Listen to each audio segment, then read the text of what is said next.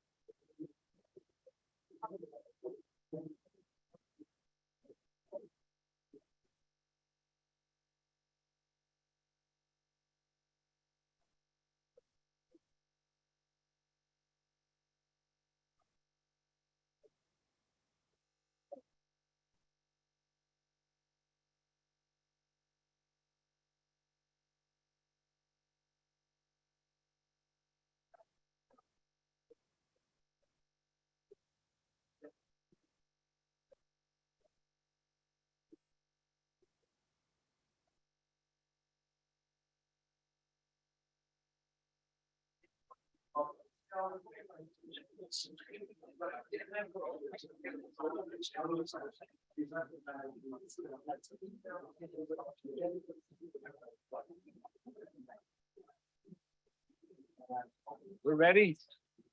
All right. I'd like to call this here meeting, October 25th meeting of the City Council of Charleston to order. Madam Clerk, would you please call the roll? Councilmember Gregg. Councilmember Shealy. Here. Councilmember Saccharin. Councilmember Mitchell. Councilmember Brady. Present. Councilmember Gregory. Councilmember Waring. Councilmember Seekings. Councilmember Shade. Councilmember Bowden. Councilmember Appel. Councilmember Parker. Mayor Tecklenburg. Here. Now, if y'all would like to join us, Councilmember Shade is going to lead us in the invocation and the Pledge of Allegiance. Thank you, Mr. Mayor. Almighty God, fill us with your Holy Spirit and transform us into the holiness you desire. Increase our zeal for your kingdom and instill in us a desire to live for your greater glory. Amen. I pledge allegiance to the flag of the United States of America and to the republic for which it stands, one nation under God, indivisible, with liberty and justice for all. Thank you very much. First up, we've got a little presentation, a proclamation recognizing National Veterans Small Business Week. So appropriate. Before our next meeting, we're going to have Veterans Day a week from Friday. I'd like to invite Greg White, who's the director for the Small Business Administration's District, South Carolina District Office, and William Furman, the Senior Area Manager, to join me. And I'll, if y'all would come up, please, gentlemen, and then I will share this with everyone and ask you if you'd like to make a few remarks afterwards. Come on up. Yes, sir. Whereas nearly 1 out of 10 small businesses across the United States is veteran-owned, from Main Street storefronts to virtual high-tech startups. Veteran-owned small businesses are a pillar of our economy and contribute to the foundation of our nation. And whereas veteran-owned small business owners are resilient, disciplined, mission-oriented, thanks to their military service, and committed to serving our country and communities. And whereas when we resolve ourselves to strengthen our communities, we must empower and support the giants that veteran entrepreneurs are in our economy. And whereas National Veteran Small Business Week highlights the programs and services available to veteran entrepreneurs through gentlemen like the two behind me, the U.S. Small Business Administration and other resource partners. And whereas the city of Charleston supports and joins in this national effort to help America's veteran-owned small businesses start, grow, and recover their businesses after a disaster and help our communities thrive. Therefore, I, John J. Tecklenburg, Mayor of the City of Charleston, along with City Council, hereby proclaim October 31st to November 4th as National Veterans Small Business Week in the City of Charleston. All right, thank you. And Mr. White or Mr. Furman, would y'all like to make some remarks about y'all's services to our fine veterans? Thank you. Yes, sir. Thank you, Mayor and Council. Veterans in this area make up a large portion of the small business we have in South Carolina. Per capita, we probably have more bases and more retired veterans in South Carolina than anywhere else in the nation.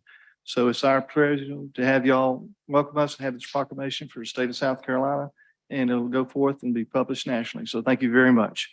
Thanks, Daniel. I would just like to echo what Greg said, but I would also like to give a plug to the Business and Neighborhood Services Division. You've got a great staff there with Meg Thompson, Ruth Jordan, Christina Off. We're great partners, and it's really for the benefit of small businesses, including veteran-owned small businesses in Charleston. So just want to thank you for that. Great, thank you, Dan. Hey, let me give this too. Thank you.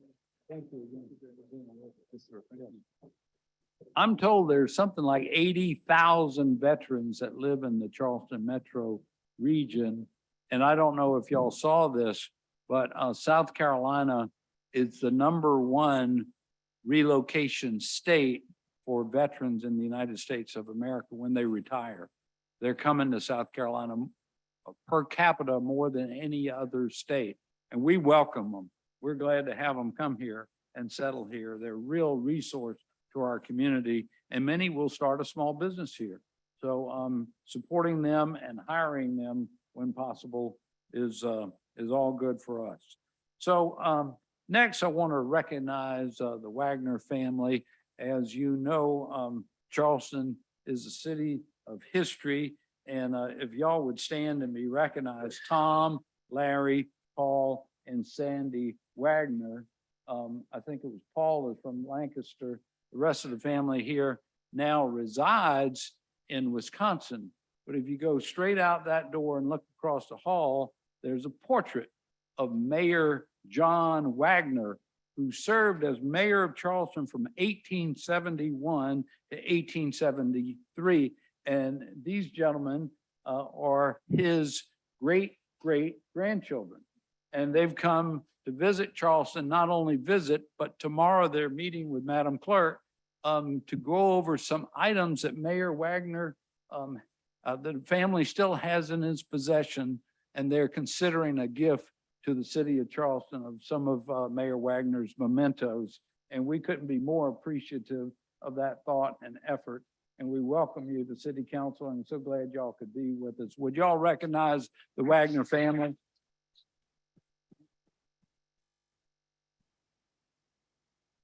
So, he was, as I mentioned, mayor from 1871 to 73. He immigrated here from Germany in 1931.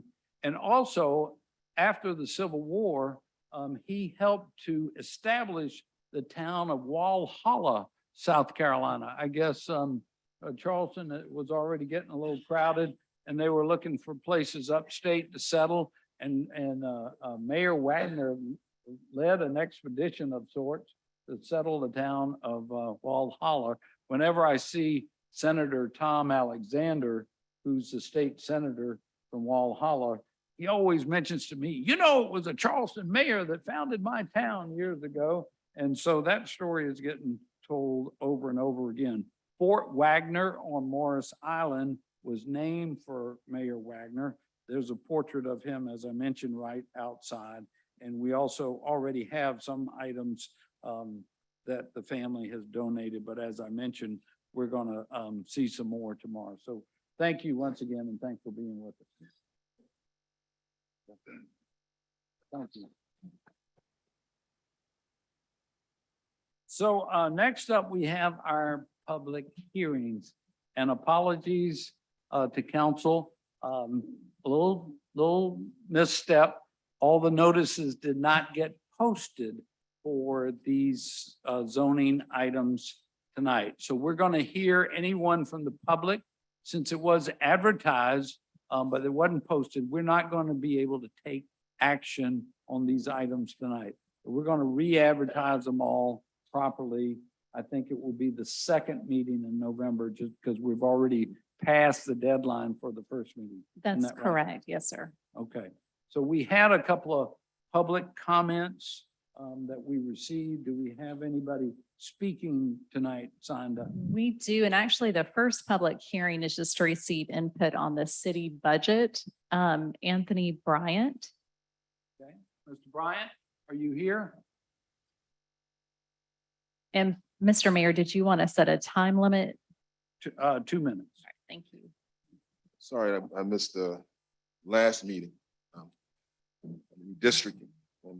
We hope that the budget identifies policy and practice issues in terms of federal grants, state grants, that it deals with disparity, establishes causation. James Madison said this history. He said, you know, government should do four simple things it should do. It should protect the government, protect the people from themselves, and guard against transient impressions. And this is, you know, the mayor was with the attorney general on the east side a couple months ago, talking about a lot of money. But I received in your letter, be added to the budget, my name's not Mr. Jefferson, but Ms. Christine Stoneman. And the concern was about federal facilities and federal officials. Now, under Public Safety Committee, you deal directly with grants and monies in terms of public safety. You know, all federal agencies, all federal components you work with. Well, we hope in the budget that we establish the proper procedures as public hearings for these grants. The Attorney General has gave about $5 million to the police department on the issue, a lot of issues within that $5 million. We hope that there's a public hearing attached to that, because a lot of people are wrongfully accused of crimes they didn't commit in the state, right? A lot of them serving time in prison for what they didn't do. Some of them got an electric chair and going to the gas chamber, probably, wherever they got going on around here with Dominion Energy, which is another one. I asked the Dominion Energy whether or not they're going to support the electric chair. Okay, you know, I'm not going to buy stocks in Dominion Energy if they're going to be electrocuting people. So, I mean, these are all the issues in your budget. Your budget is vast. The flooding, for example, the flooding piece with Army Corps engineers, whether or not they're going to redo the public hearing for the Army Corps engineers in that, to ensure that these disparities is there. Thank you. Thank you, sir. So we had a couple of budget items, folks wanting to comment on E2 through 5, which they're all very similar rezonings, asking for a change of classification on height from 2.5 stories to 3 stories. Isn't that in a nutshell? I think they're all on the Upper West Side of the peninsula. So, would anybody like to be heard on the matter of those 4, E2 through 5, which had to do with a change of, height elevation from 2.5 to 3 stories? Yes, ma'am, please come forward. Please state your name and address when you, step up. My name is Kelly Vicario, 147 King Street. I'm with the Preservation Society of Charleston. So in keeping with our previous opposition before Planning Commission, the Preservation Society remains opposed to this request to upzone to a 3-story height district. Our concerns with this application are consistent for the following 3 related items, 2 through 5. Each of these requests deal with a proposal to clear the way for intense redevelopment in a sensitive historic neighborhood with small lots and narrow rights of way.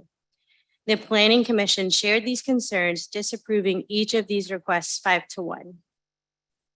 The immediate context largely consists of 1 to 2.5-story buildings characterized by small-scale development with a number of freedmen's cottages. And there are only a few isolated examples of out-of-scale new construction. We feel confident that a reasonable program for this project can be achieved within the current zoning and would better respect the scale and character of the neighborhood. Further, we appreciated the Commission's previous discussion about the negative impacts of making piecemeal changes to the zoning map and feel it is important to uphold the integrity of height districts that were intentionally drawn to respond to conditions of the existing context. We spoke with a neighborhood representative and confirmed we stand united. The PSC supports city staff's recommendation for denial and the Planning Commission's subsequent vote to disapprove these upzoning requests and feel strongly that these properties can be reasonably developed without upzoning to 3 stories. We ask that the City Council deny these 4 requests. Thank you. Thank you. Would anybody else like to be heard? These properties, by the way, included 313 Ashley Avenue, 0 Orrs Court, 18 Orrs Court, and 20 Orrs Court. Anyone else regarding those 4 properties? Yes, sir. Please come forward.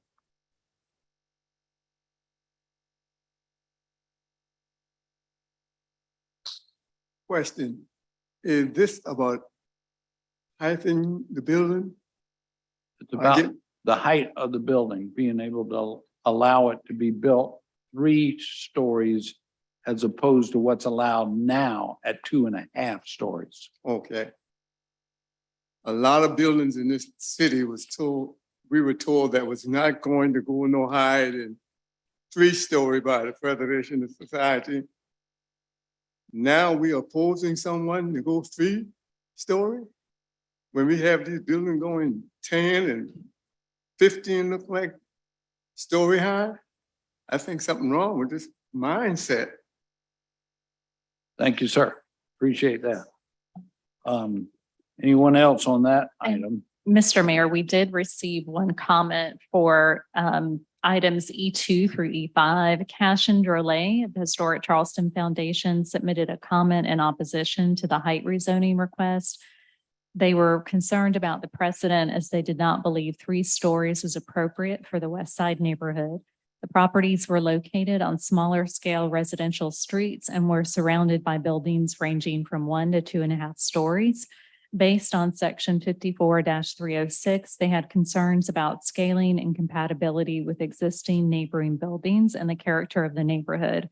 They asked council to reaffirm the Planning Commission's denial of the applications and to reject the height rezoning request for the properties. And those were all the comments we received for those items. All right. Thank you. So I'm just going to continue to run down the rest of them and call out the addresses. Councilmember Gregory, did you have a comment? Yes, Mayor, because all 4 of those are in my district. And I want to applaud the Preservation Historical Society for sticking with the 2.5. We've experienced in that neighborhood 3 stories. And the scale is unbelievably off and the design is off. I grew up on the West Side and I will do all in my power to make sure that we stick with the 2.5. Otherwise, the scale and the design totally disrupt the sensitivity of the neighborhood. Right.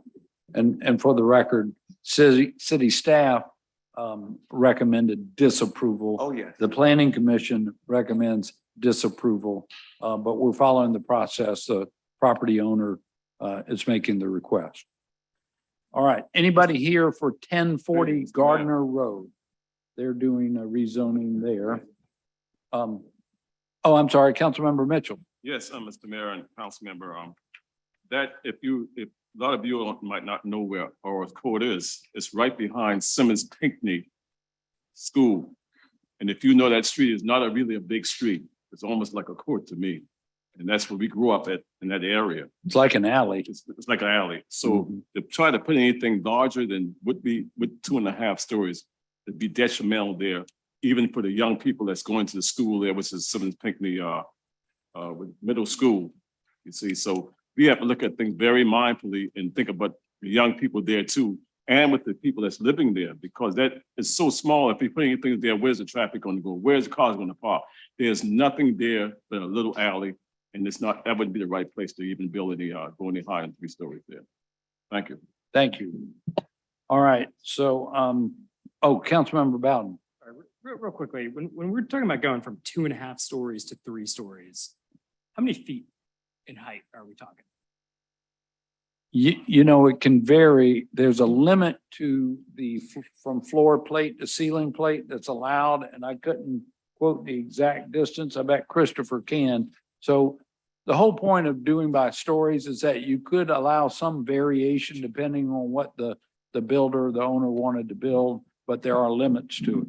Yes, sir. Mr. Councilman, and that area is very, very sensitive. There are lots and lots of those Freedman's cottages that are 1-story structures. And if you see our whole presentation, which I do have loaded, which I can go through if you'd like, but we'll do that in November. But anyway, it does show how there are lots and lots of smaller scaled houses. The only houses that are above really 2 stories are the newer things that were built before the height regulations changed. All right. Councilmember Waring. Yeah, well, you know, it's one thing that we take for granted around here, in particular in these tree-lined neighborhoods, is when we ride around, we see the houses and then the trees are taller than the houses. When you go to 3 stories, now you have the house taller than the tree-lined neighborhood, and it just looks out of scale, man. So I agree with Councilmember, what's your name again? Greg.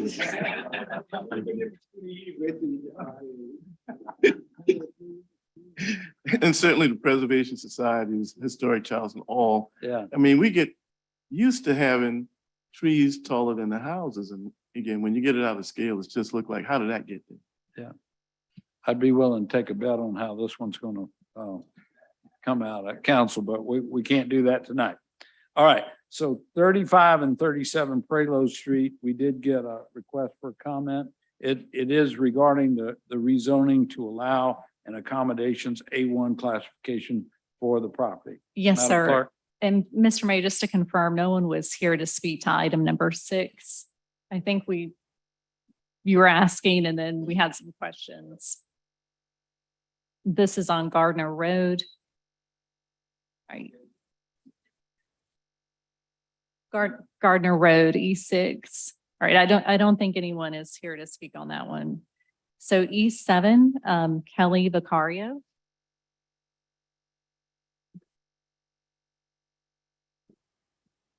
Address again, 147 King Street, Preservation Society of Charleston. In accordance with our position at Planning Commission, the Preservation Society is opposed to piecemeal expansions of the accommodations overlay zone, which was intended to provide predictability on the location of hotels within the city. In studying the impacts of this request on the character of this district and the community at large, we urge council to hold the line against over-concentration of accommodations uses at a time when downtown Charleston faces a significant housing shortage and loss of neighborhood serving businesses. We ask that you deny this request to rezone 35 and 37 Prelude into the accommodations overlay. Thank you. Thank you. Thank you much. Would anyone else like to be heard on this matter? And right. I think we had 2 people sign up online. And if you're joining online, you can press *6 to unmute yourself. Stephanie Wilson Gentile.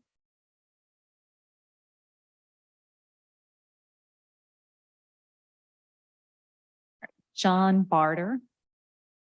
He'll be here next time. He sent me an email. All right. And then we did receive 2 comments. Cashin Drolet of the Historic Charleston Foundation submitted a comment in opposition to the rezoning as the property was designated as neighborhood in the city plan. Neighborhood land uses can and should have commercial properties and services, but they should be services compatible with the neighborhood and of use to its residents. The accommodations overlay pose the threat of a monoculture of use, serving only visitors to Charleston. Edward Vogel, treasurer for the French Quarter Neighborhood Association, submitted a comment in support of the rezoning.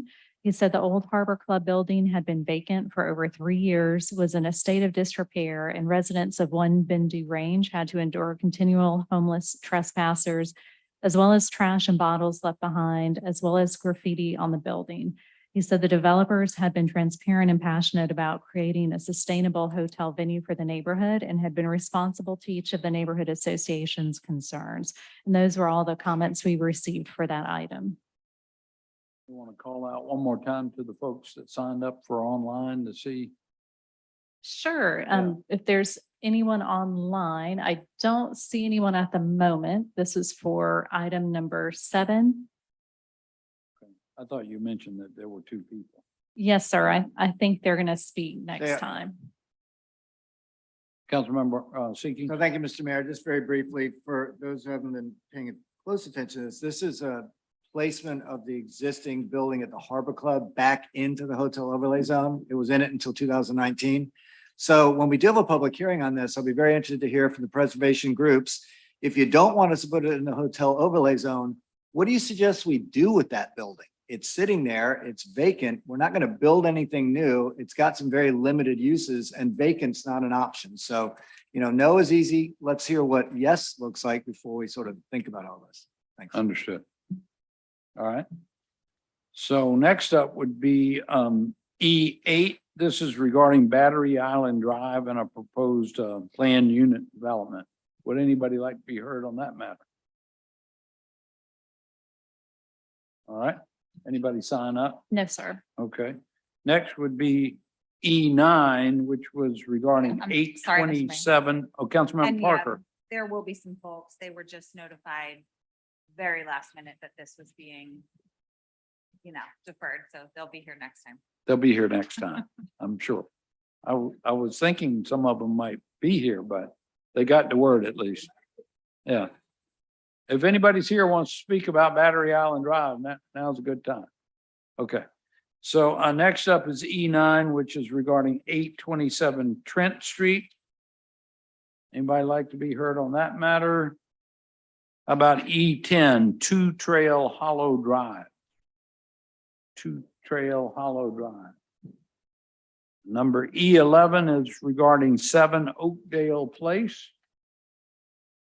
Anybody want to be heard? Number E12 is regarding 1630 Wapu Drive. These are all rezonings of some kind or another. Then E13 is 1592 Southwick Drive on Johns Island. Anybody got a comment on that one? And lastly, E14 is regarding 28 Rosedale Drive in Avondale.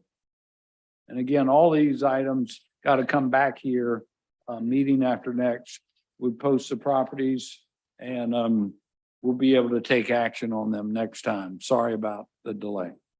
So next up is our approval of city council Move for minutes approval. from September 27th. Any additions, deletions, corrections? Hearing none, all in favor, please say aye.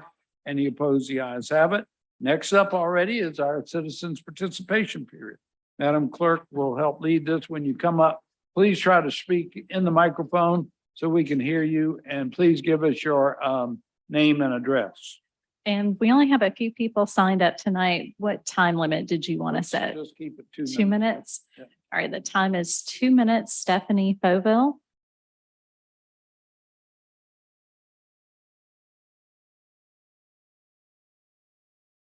Yes, Yes, ma'am. please. Please. Hello, my name is Stephanie Favell. I'm from Charleston. Just wanted to thank you all for letting me speak today. Do I just go? All right. Go ahead. So I am the co-founder of and president of the Charleston Animal Legislative Action League. We're a bipartisan organization made up of members of the Charleston community, and we are here to advocate for stronger animal welfare laws, mostly for the dogs in our community. So Charleston is known as a pet-friendly city, but there is one area where we fall extremely short. Currently, there are more than 25 states and hundreds of counties and cities in our country, including 11 counties in South Carolina, that have already updated their animal welfare laws. Horry County, Greenville, Richland, and Lexington. Greenville voted unanimously, and recently Mount Pleasant unanimously passed a strict tethering ordinance. I feel, and the members of the Charleston community feel, that it is time for Charleston to catch up. In just a few short months, we've also amassed thousands of followers on social media. We field hundreds of phone calls and messages from concerned Charlestonians about how they can help protect the dogs in our community. We have worked extensively with surrounding counties, cities, animal welfare attorneys, veterinarians, animal control, local rescues, Charleston Animal Society, and many others to develop revisions to the code of ordinances that directly impacts the welfare of our animal companions. And the resulting language we will propose is a collaborative effort. Today, I'm here just to let you know that we hope that in the near future, we can put up 2 proposed ordinances to improve the animal welfare laws in our community. The language that we are proposing is going to be stricter and more defined language relating to basic care that includes access to fresh water, food, veterinary care, exercise, protection from the elements, and guidelines around tethering. Today, it is 100% legal to leave your dog tethered during a Category 5 hurricane, just so you know. We want that to change. Time. All right, well, thank you so much. We'll allow you just 30 more seconds. Okay. Tell us about- Sure. Well, so the first one is access to better care, which is the first one. And then the second one is humane tethering. So while we don't want to ban tethering, we want to propose updated guidelines around, hey, you can't leave your dog tethered for its entire life with a prong collar. You can't leave your dog tethered to an abandoned vehicle with a heavy logging chain, because today that's legal. And if you drive around certain parts of Charleston, you will see that. We want that to change. We want to have laws in place that will allow our animal control officers and our law enforcement officers to have a law to stand behind, because we've been working with them and that's what they want.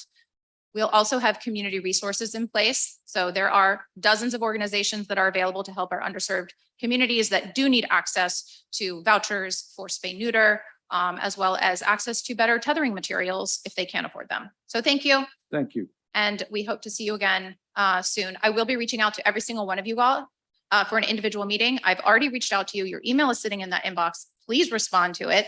I would like to have coffee with every single Time. one of you guys. Thank you so much. Thank you. Have a great day. All right. Anthony Bryant.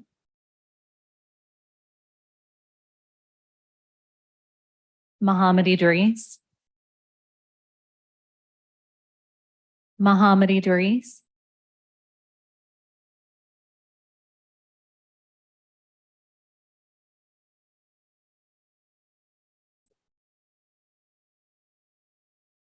We keep breaking the law. We say 2 minutes to one person and 2.5 minutes to another. Shame on you, Mayor. The last time I was there, city council, I did not feel out of place when I asked for help for the burial of my daughter. I asked for help because I've helped this city on a whole, and some of the authority in particular. And helping them, it helped their family, because the help that I helped them to get a job, which enabled them to take care of themselves and family. Also, the perks that they receive because of the position they hold, I held. Me and my family have helped this mayor and the former mayor. This mayor wife came to me personally and asked to help him get elected for the first time, and I did. There is more for me to say that I'm going to say, but I don't have but a little time given. 2 minutes. Thank you. You had some extra time and we'll give you another 30 seconds if you'd like beyond that. I like 5 years, like you got. Sarah Mack.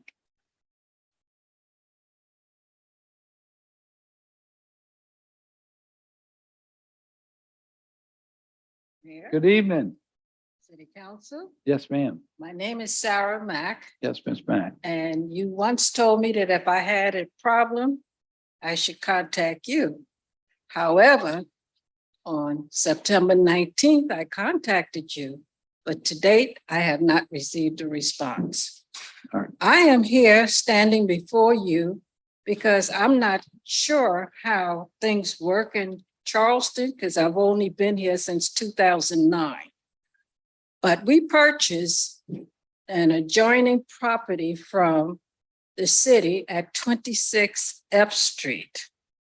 And about 2 months in, before the construction of the house, we found out that through that property, there was a sewer line, a water line, and as of last Friday, we were told that there was a storm water line that ran through the Easement. property.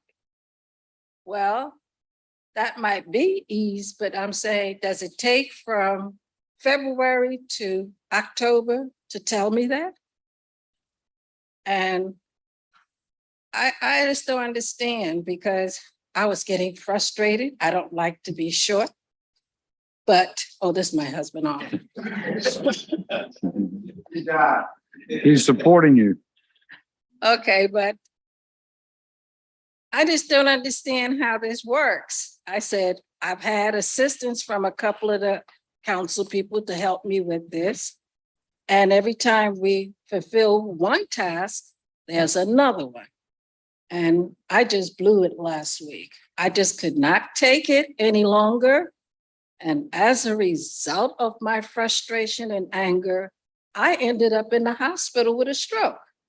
Oh my God. And I'm saying, somebody needs to be held accountable for how I was treated as a citizen of Charleston, South Carolina, who grew up on Gadsden Green Project. Yes, ma'am. And so I would like at some point, some kind of remedy to be done about that. And my second item is right next door to 26 F Street is a lot that's being used to house RV and vans and everything else. But I had to shut down my Airbnb because I did not live on the property at 26. So I had to shut down my business. Who is going to compensate me for the lack of speed in which you address this issue? Time. Thank you, Ms. Mack. I did speak to staff, Ms. Mack, about your property and the easements and the water line. And what I was told is we're trying to work those issues out. It is unfortunate that when you took title to the property that there wasn't a survey done that identified those easements, but in fact they exist. So our staff will work with you, and I'm sorry it was upsetting, but we'll continue to work with you. Councilmember Waring. Thank you, Mr. Mayor. Councilmember Mitchell, who district this is in, got in contact with me because of being on CWS's board. We on it together, Mr. Mayor. This issue is almost worked out. The house plans that they drew, they didn't know about the water and sewer lines running through the drainage lines.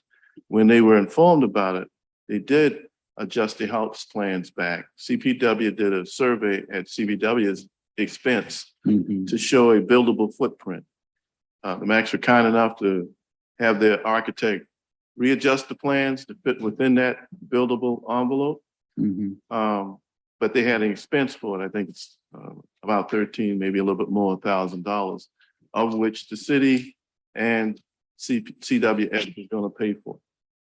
There is a matter of an easement that needs to be signed, and I think they can begin the building process.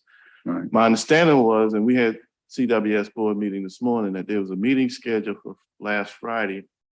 And because of scheduling differences, the people who needed to be in the room couldn't be there. I think most of them were on CWS's band. So I'm hopeful and prayerful that you all will be able to meet this week to solve I think Ms.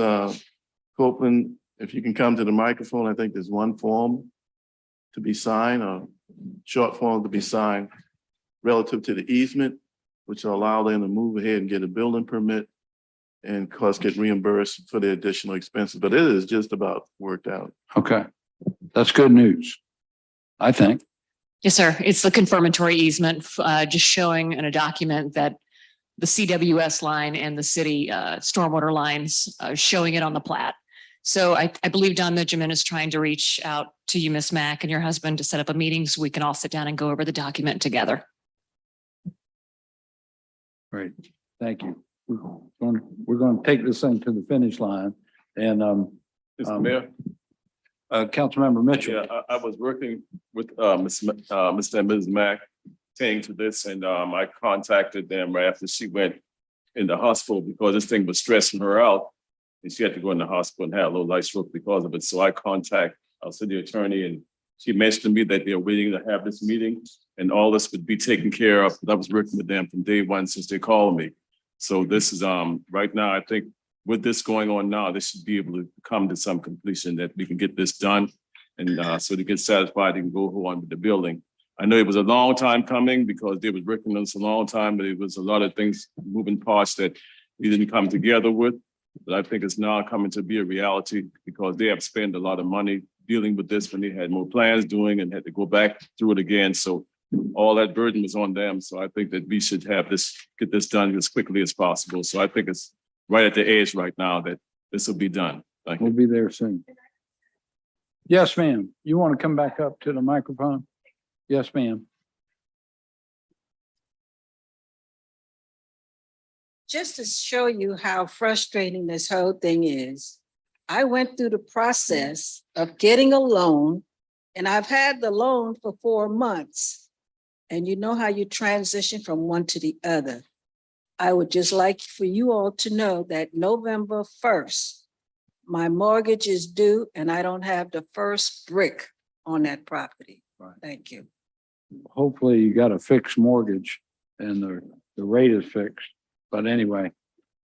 One last thing on that Ms. Mack and her husband brought up was that this RV being parked next to the house. It's a single family, basically neighborhood. So we need to get livability over there to take care of that. I saw Dan Ricio's ear perking up when she mentioned that. Right. Okay. Yeah. I actually drove over and there is an RV park there and Yeah.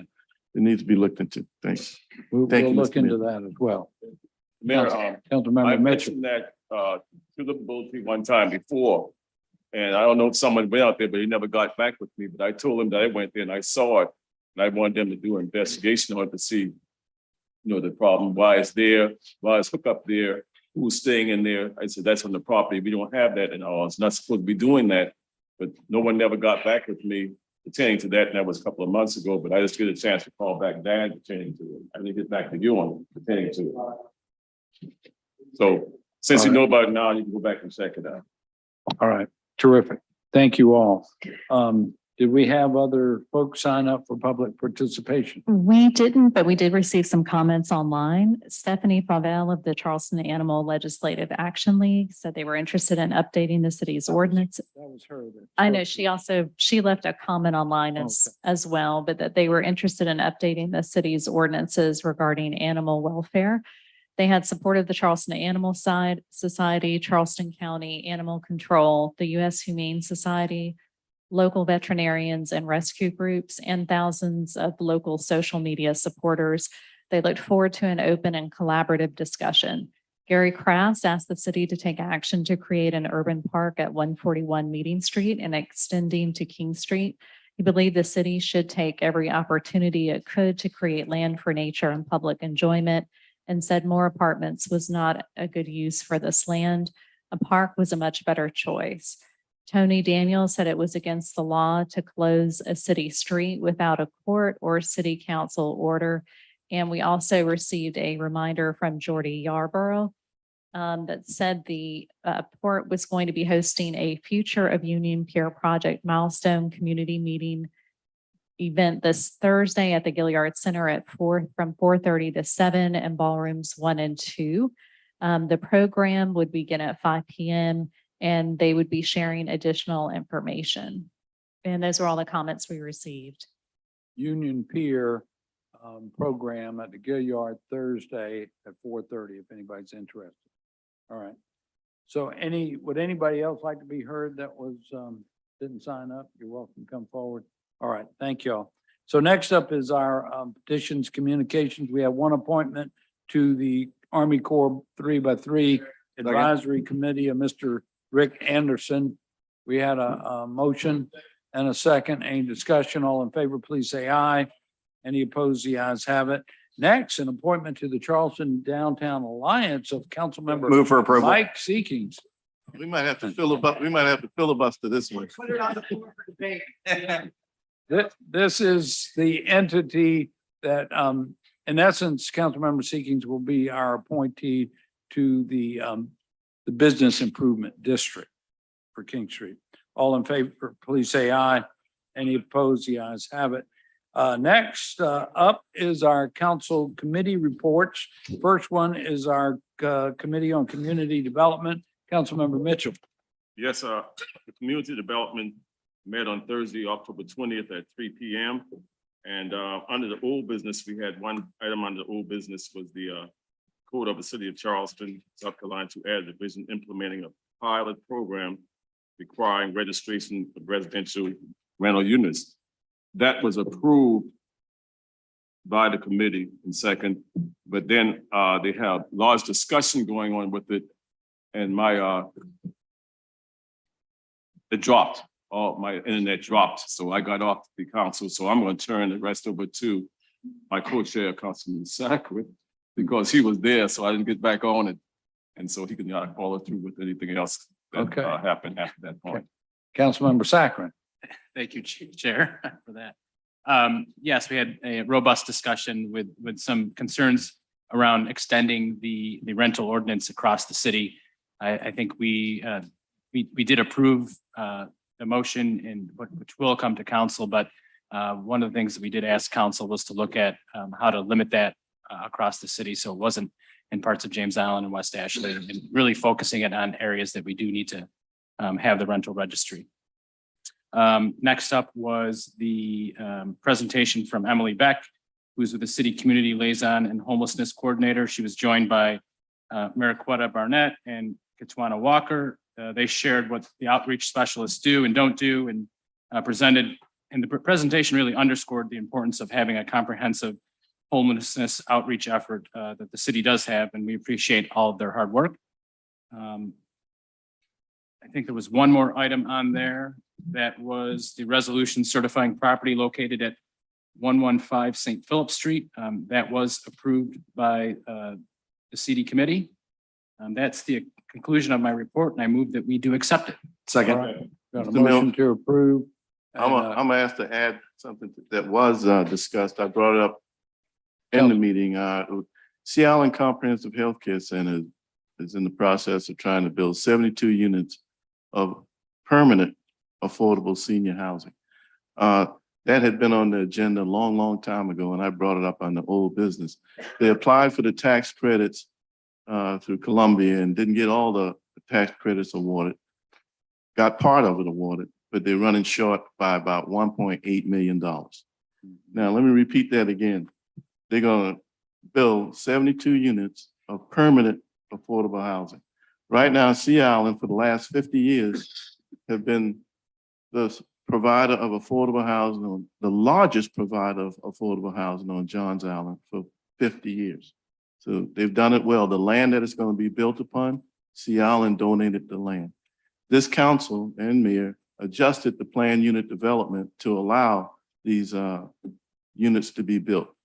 So financially, the city hadn't contributed anything to this. So I hope we can find the resources to make this happen. As far as shovel ready and ready to go, they have the financing in place, but this gap of 1.8 million needs to be filled in. Right. So we're bringing that item to the next committee meeting. Next correct? community Yeah. meeting, but that was discussed at the end. That request was there. So the And- motion on the floor, though, is to approve the report, which included first reading of the rental registry program, which, as I understand it, is a pilot just for one neighborhood. And before we would extend it to any other areas, we're going to research what that could look like and bring it back to council before we would do any further expansion beyond Cannonboro, Elliottboro. Has Is there been a that motion correct? yet? Okay. Yes. it Councilmember was- Seeking. I actually have a question for legal, not on that, but on B1. If someone can help me out here, what? I know that property, 11.5 St. Philip Street. I read this resolution. I looked at the state law. I'm not sure, what does it all mean? What, can someone explain this to me? The taxpayer / property owner wants to announce their own building to be abandoned so they can do what? State law allows for them to get some level of income tax credit with regard to the renovation of this property. But it requires a resolution of council. So you've already adopted this in April, but it has changed, the ownership has changed names. So out of an abundance of caution, we're just doing this a second time. Yes, sir. Councilmember Seeking. Question, can we amend this resolution to put something in there that has to go do something with that property sooner rather than later? It really needs to have something done to it. Please, is the owner here? Where are they? Actually, we could, but I believe they have submitted something, 11.5 St. Philip. Sorry, I didn't know this question was coming, but Well, I I'm believe sorry. they I have mean, submitted plans. Well, you know, we had kind of a busy day and Yeah. just popped up. Y'all know where this property is? It's that little building Mhm. right behind Meminger or behind the. I know sandwich where shop. it is, yeah. It's a crazy piece of property that's been in the Mhm. street. It's been out of the street. It's fallen down a couple times. It needs help. And if this resolution gives them some benefit, can we give them a message? We want to move this along. Absolutely. Okay, thank I have a feeling they're watching right now anyway. you. Okay, so, well, yes. if you're watching, please move this along. Thank you. Yes. All right, any other discussion or questions? Councilmember Parker? Thank you, Mr. Mayor. Councilmember Saccharin or Councilmember Mitchell. Just so I'm clear and from legal, because from the committee meeting, y'all are moving forward with the ordinance as is, or I thought that the request had been made to try and modify it before we moved through with the ordinance in this packet. I just want to be clear.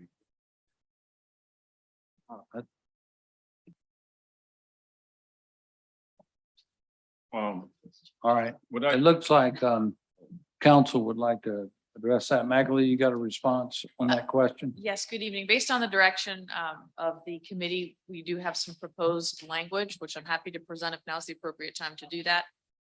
In the third whereas clause, it's been revised to state that the neighborhood is.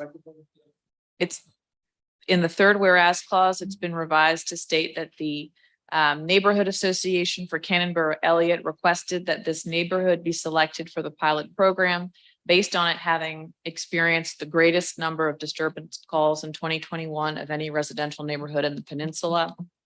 The next clause now reads, whereas staff will report quarterly to City Council on the effectiveness and administration of the pilot program with the expectation that it shall be expanded as deemed appropriate by City Council in terms of time, place, scope, and resources. City Council shall retain the discretion to determine when and where to expand the pilot program, including whether to continue, modify, or discontinue the pilot program. And regarding the consequences of operating without registration, the additional proposed language includes a provision stating that a landlord convicted 3 or more times within a 5-year period for operating an unregistered residential rental unit pursuant to this division may subject the landlord to proceedings for revocation of their business license. Such revocation proceedings will be governed by section 1730 of chapter 17, article 2 of the Charleston City Code. And finally, a landlord convicted 5 or more times within a 5-year period for violations of the Charleston City Code with respect to residential rental units owned or managed by the landlord may subject the landlord to proceedings for revocation of their business license. Such revocation proceedings will be governed by section 1730 of chapter 17, article 2 of the Charleston City Code. And those amendments are included in what we're voting on right now, correct? Yes. Yeah, So it's not coming back to committee. That's- Okay. that's Thank you. correct. All right, Councilmember Gregory? Yeah, Mr. Mayor, I mean, two of them I suggested, and I'm completely satisfied with the language change. Thank you. All right. Any other questions or comments? Hearing none, all in favor, please say aye. Aye. Any opposed, the ayes have Nay. it. And a nay from Councilmember Parker. And I do want to interject, Councilmember Waring, regarding your item with Sea Island Comprehensive Care. There was an article in the paper this morning, y'all might have seen, about Greenville County instituting a fee in lieu to help support affordable housing because the state tax credits, as you just mentioned, aren't keeping up with our expectations. And so I called Chairman Pryor just this morning when I read it and brought it to his attention and asked him for the county to research. It might be another opportunity where those tax credits aren't doing the job that they used to bring the county into the picture and a little tax relief there as well. Councilmember Gregory. Yeah, Mr. Mayor, the article went a little further, didn't it? Because it also said that the city would discount the taxes. The county would. The county would. The county would. Okay. They have that jurisdiction. We as a city do not. Right. All right. So more to come on that, hopefully from the county. Next up is our Committee on Public Works. Councilmember Waring. Move approval. Second. No, on all actionable items, I actually agree with my colleagues. Move forward the motion, please. I mean, I have one item I'm gonna bring Mr. Fountain up on, but we can carry the motion on the actionable items. Right. Okay. Any further discussion or questions about the actionable items? Hearing none, all in favor, say, oh, Councilmember Gregg. I just had, do we have an update? I saw you guys got an environmental services update. Do we, can Absolutely. anybody here that could explain that on? Hopefully this was in reference to debris pickup. It after the was, storm. It was. Is- You can give me the Cliff's Notes version.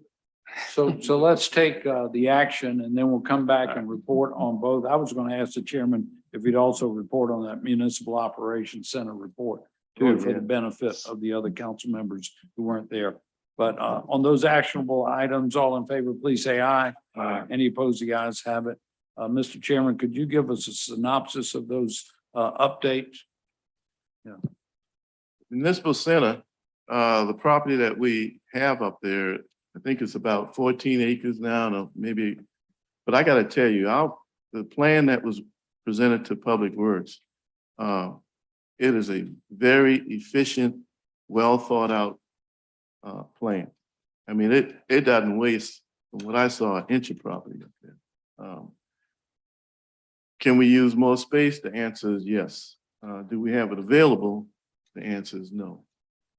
We've already been given the notification where we are on Mumford Street that we need to vacate. And I think that's a clock ticking, basically. I think a 3-year clock that's ticking on it. So moving forward with the plan that's been brought forward is we really should have that plan pushed out to council members for you all to look at. So very, very well thought out plan. As far as the environmental services update, I mean, I think our workforce has been working pretty much around the clock, 20 out of 24 days on that. We've also contracted with outside services, several smaller contractors, but yet available to assist in moving the debris.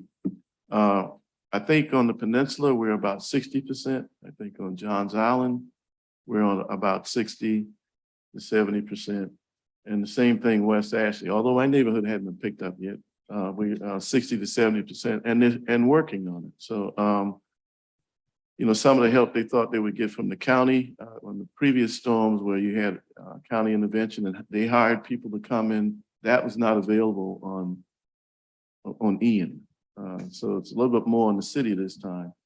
But it's happening, and we all know we've experiencing frustration out there, but it's not for lack of work on behalf of our team and professionals out there trying to get the job done. So, If I may add, that's Yes. why we had that emergency item on Ways and Means to extend the contract with the two small subcontractors that have joined us that's right. to help pick up trash. So Matt is optimistic, but he really believes that by the end of next week, we should be close. That's right. Yeah. So our folk out there smoking, man. I mean, I'm not just saying it, they're working hard. Mr. Fountain, could you come up and touch base on there was a little bit more to go on the staffing, again, where Mr. Fountain came up with some ideas and human resources, and he working hand in glove on Okay. some positions Before that. he reports, let me call on Right. Councilmember Oh, I'm sorry. Parker. She want to be heard on that matter. Thank you, Mr. Mayor. Thank you, Sure, Mr. Chairman. sure. Sorry, just before we move on from the trash, or from environmental services. Yeah, they've been working. I've seen them out there on the island every day. But I said this at the last meeting, Mr. Mayor, I plead with you and the business service, neighborhood services department. Could we please share this messaging in a way, whether it's I see them come through, what are the press releases, in some way. I mean, the information shared here, currently we've collected 2,702 tons of debris. 1,100, share, please get this information out to our constituents. I mean, this is what they want to hear. Yes? What are you reading yeah. from, Councilmember Parker? I'm sorry? What are you reading from there? It was some notice? No, yeah, this is the emergency Oh, yeah. purchase agreement and, Oh. describe in detail the emergency and impact to city operations. I just, I asked this 2 weeks ago. I would just again ask that please, let's get this out to the, Matt Fountain, we will get it out. Don't worry, okay? Get it out. Yeah. I didn't even touch it yet. Again, please, let's get that message out to our constituents. I know that they know that our crews are working hard. I mean, I know James Island does. I've seen them out there, but let's just get this messaging out, please. Will do. Of course, we don't do paid messaging, but we'll send out what we can, and y'all please share it, forward it, whatever you can to share. All right. Matt?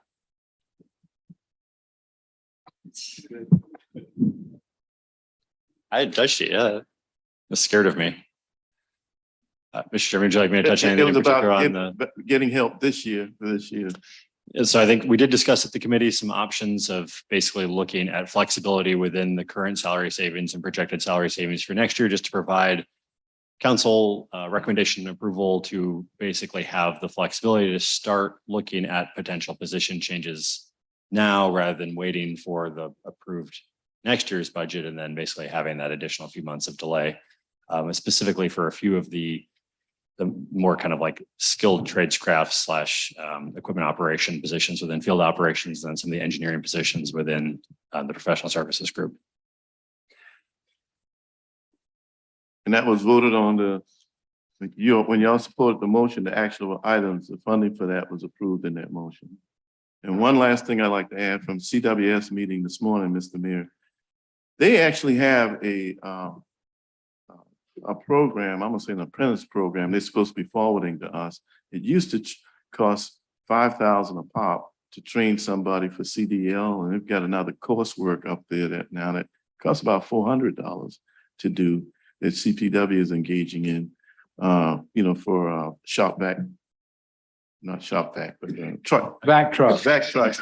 Yeah. Vac truck drivers that they're gonna share with us. Maybe we can help implement that as well. Oh, that'd make a lot of sense. Thank you. That's the Thanks. extent of my report. All right, thank you. All right, next up is our. Move for committee on approval. Ways and Means As amended. as amended. Yeah. All right, any discussion or questions? All in favor, please say aye. Aye. Any opposed? The ayes have it. Next is bills. Move to take items 1 through 8 together. We got 1 through 8 together. And has anybody got any, do we have a second on that? Yes. Yeah. Does anybody have any questions or comments on 1 through 8? All in favor, please say aye. Any opposed? The ayes have it. Now for third reading and ratification. We got a motion and a second. Any comments? All in favor, please say aye. Aye. Any opposed? The ayes have it. Next, we have one bill up for first reading. It has something to do with building code by the International Code Council. Second. We got a motion and a second. Any questions about this one? All in favor, please say aye. Aye. Any opposed? The ayes have it. Next up, we've got a executive session. Move that we go to into rec- executive session. We got a motion to go into executive session. This is to receive legal advice in consideration of a potential land purchase. All in favor of going in executive session, please say aye. Aye. Any opposed? The ayes have it. So,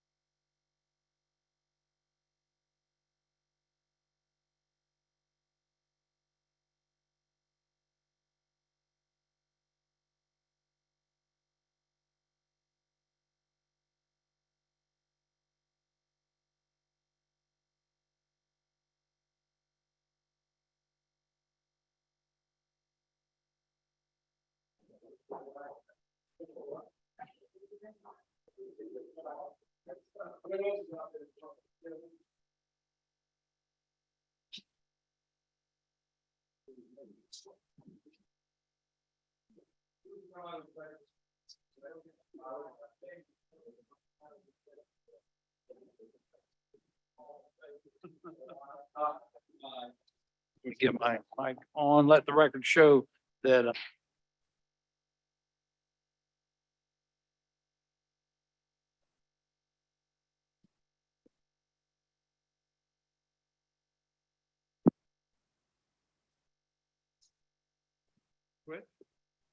testing. That's it. Let the record show that no action was taken while we were in executive session. Can I entertain a motion? Yes, sir.